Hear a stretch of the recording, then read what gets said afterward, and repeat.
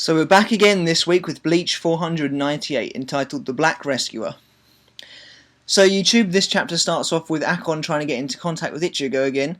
They decide to use his substitute Shinigami badge, only to find this in the material world, whereas Ichigo is in Huecamundo. This shocks the 12th Division, unsurprisingly, as they don't understand why Ichigo is there. Of course, they don't know of the Vandenrijk's invasion yet in Huecamundo. And so they discover that the Shinigami badge is in Urahara's shop, and so Akon says to get into contact with Urahara instead. And now Akon's jumping a bit out of his jurisdiction here, as we know that Miyuri desperately doesn't like Urahara whatsoever. And so with Akon, his third seat, contacting Urahara directly, it seems that the situation is that desperate. And so we see that the message he said at the end of "I'll take responsibility" of the last chapter, this is essentially what it means. He's getting into contact with people that maybe the Soul Society still doesn't really trust. So we return to Huecamundo, and we see Urahara observing the battle between Ichigo and Kurage.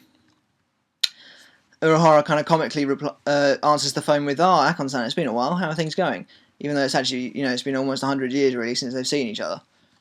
But yeah, Akon says that they're in the middle of an emergency and he wants to get into contact with Kurosaki Ichigo. But Urahara says that Ichigo's doing battle with the Quincy, who's the captain of Huecamundo's hunting squad.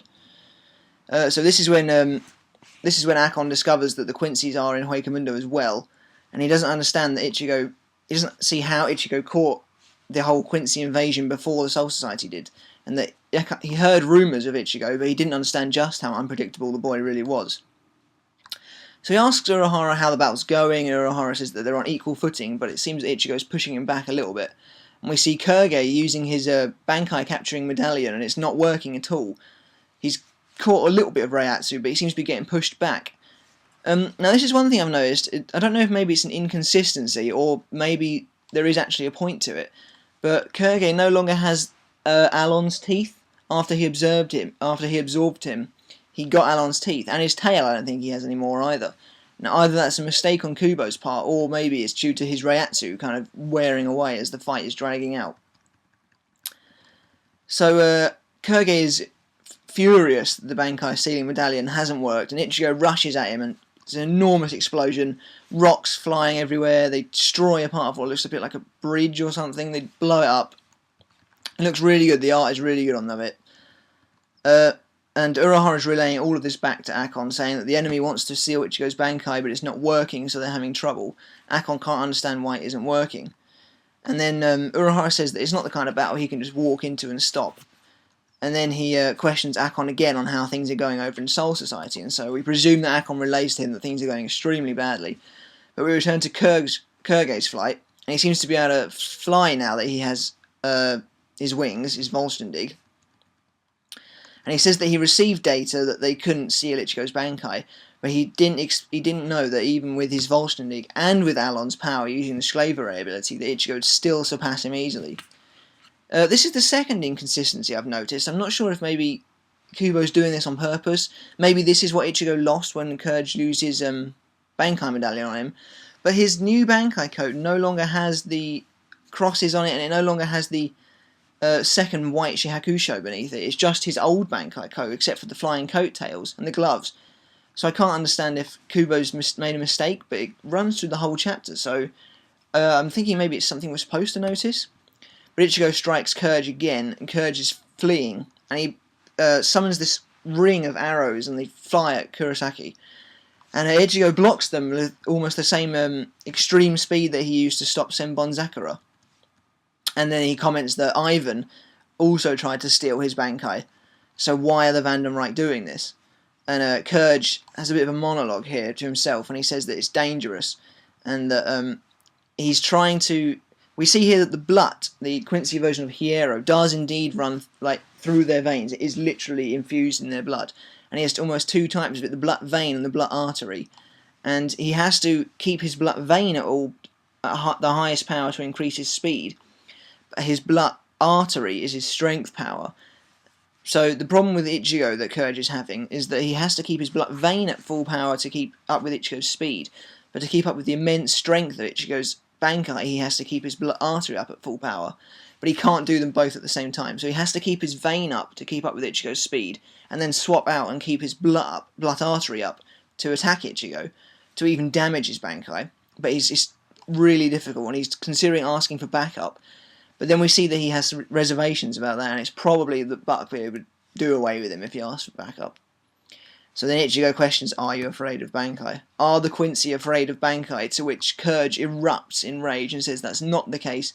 The Vandenreich are afraid of nothing. And as he says that, he gets blasted through the chest by a cannon-like Kido, I'm presuming. And he collapses to his knees. I don't think he's dead, but we'll get onto that later. He collapses to his knees, and Urahara has just blasted a Kido at him.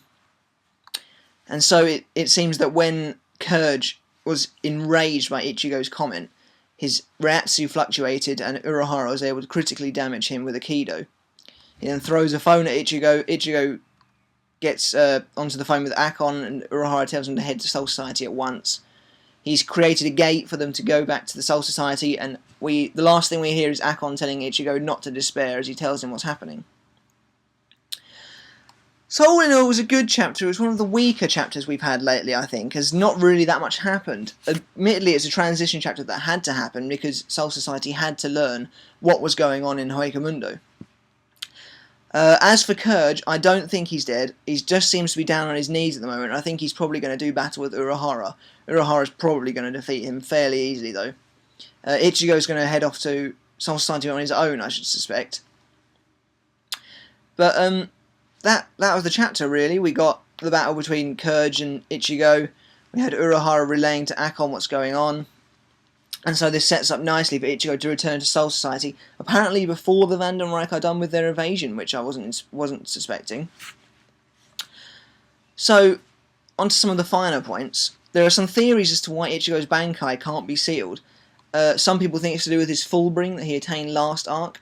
Other people think it's to do with his Hollow, and if that's the case, the Vizard captains Shinji, Rose, and Kensei also will be able to keep their Bankais.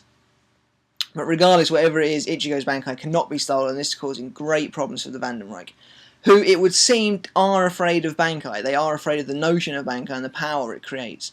And a bit like Aizen, who focused all of his tactics into sealing Ryujin Jaka, their biggest battle plan is to stop the Bankai. So perhaps 1,000 years back, Yamamoto unleashed his Bankai against Buckbeard, and it's created a fear of the Bankai that the Quincy have been desperate to fight. Who knows? Leave your opinions in the comment section below. Please subscribe. Tell me what you thought of the chapter. Did you like it? What did you think of the fight between Courage? Was his defeat a little anticlimactic? And is he even dead? What do you think?